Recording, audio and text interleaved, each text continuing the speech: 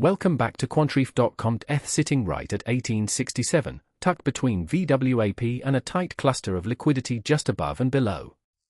That's exactly the kind of called spot worth breaking down.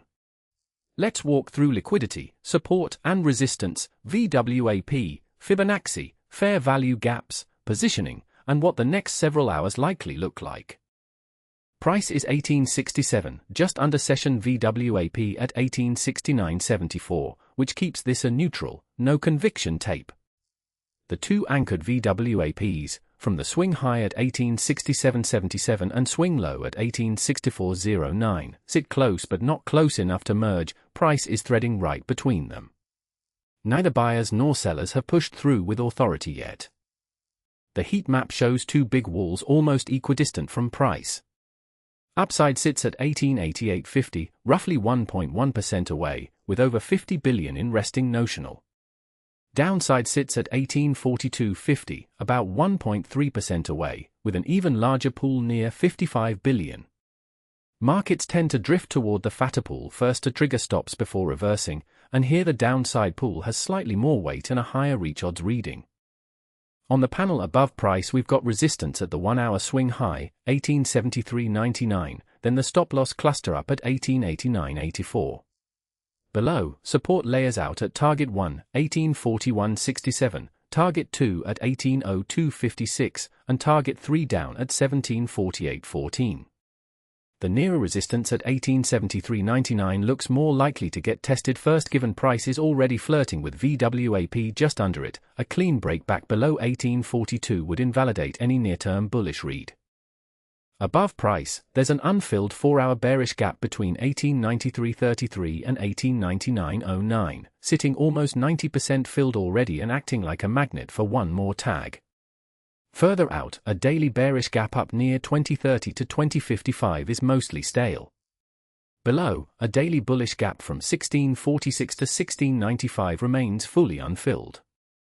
On the fib side, price sits inside the range near the 0.382 retracement at 1857, with extensions at 1889 and 1906 above. Given proximity, price is more likely to react to that nearby 4-hour gap and the 0.382 level before anything else. The grade reads watch, N at 81, HTS not printed. Institutional positioning at 70.1 and volume and liquidity at 69.7 are carrying the score, alongside Fibonacci at 69.3. Statistical volatility at 31.1 and order flow at 44 are dragging it down. Retail longs sit at 70.2%, top accounts at 65.1%, both leaning long, but the 4-hour taker split is almost dead even at 50.6 long versus 49 for short, meaning aggressive flow isn't confirming that retail bias. With retail and top accounts crowded long but taker flow flat, a squeeze toward the 1842 downside pool looks slightly favored, which would flush out those longs before any real reversal. If buyers defend there, the bounce targets could run back toward 1876 and 1883. If sellers keep pressing, 1802 and even 1748 open up.